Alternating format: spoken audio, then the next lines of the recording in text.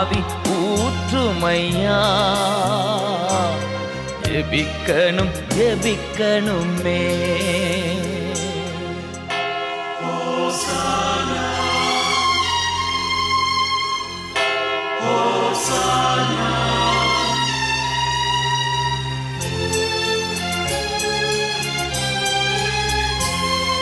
ஸ்தோத்திர பலி விண்ணப்ப ஜெபம்.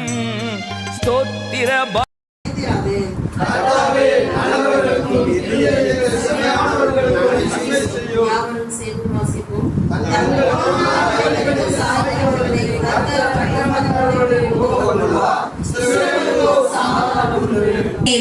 அவருடைய நாமத்தை சொல்லி அவரை நம்பி அவரையே உறுதியா பற்றி கொண்டிருக்கிற பிள்ளைகளுக்கு ஒரு நாளும் தோல்வி இல்லை. ஹல்லேலூயா. அன்னாளை போல ஹல்லேலூயா அவரை மாத்திரம் சார்ந்திருந்த அன்னாள். ஹல்லேலூயா.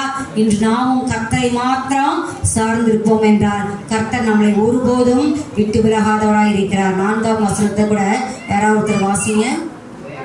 நல்லவர்களுக்கும் இருதயத்தில் செம்மையானவர்களுக்கும் நன்மை செய்யும். ஹல்லேலூயா. பாருங்க, கர்த்தாவே நல்லவர்களுக்கும் நாம எப்படி கர்த்தர் நம்மை ஆசீர்வதிக்க நாம எப்படி இருக்கணும்? நல்லவர்களாக இருக்கிற யோபுவை போல உத்தமனும் சன்மார்க்கனுமாக நாம் இருக்க வேண்டும். இருதயத்துல செம்மை. இருதயத்துல செம்மைனா நாங்க தூய்மையா பரிசுத்தமா கரைதிரையற்றவர்களாக நாம் வாழ வேண்டும். நம்முடைய தேவன் நம்முடைய புற தோற்றத்தை பார்ப்பதில்லை. ஹல்லேலூயா. மகனே உன்னிஞ்சனுக்கு தாராயோ அவை தருவேனிது பாராயோ. மகனே உன்னிஞ்சனுக்கு தாராயோ மோட்ச வாழ்வை தருவேனிது பாராயோ. பாவமோ தானியல் போல